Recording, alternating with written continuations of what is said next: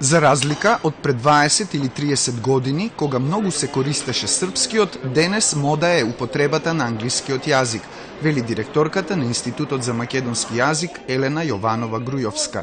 Според неа, особено при рекламирањето на огласните табли и во медиумите, доминира англискиот јазик. Се случува понекогаш на телевизија во рекламите, половина од рекламата биде кажана на англиски јазик.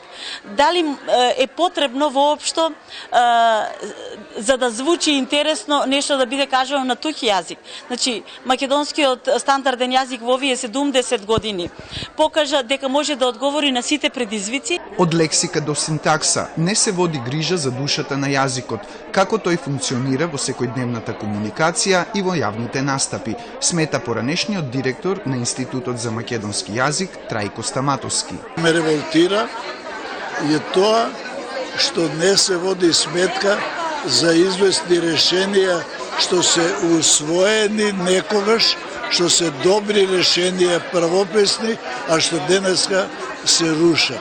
Симон Саздов, еден од 48-те автори на најновото издание на правописот на македонски јазик, кој денеска свечено беше промовиран во Националната и универзитетска библиотека, вели дека со ова издание се решени повеќе правописни дилеми.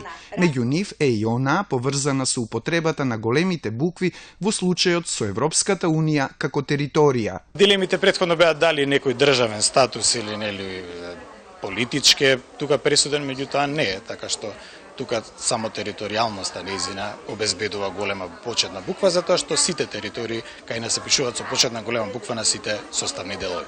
Македонистите сметаат дека јазикот треба да го чуваме и негуваме, зашто е дел од нашиот идентитет.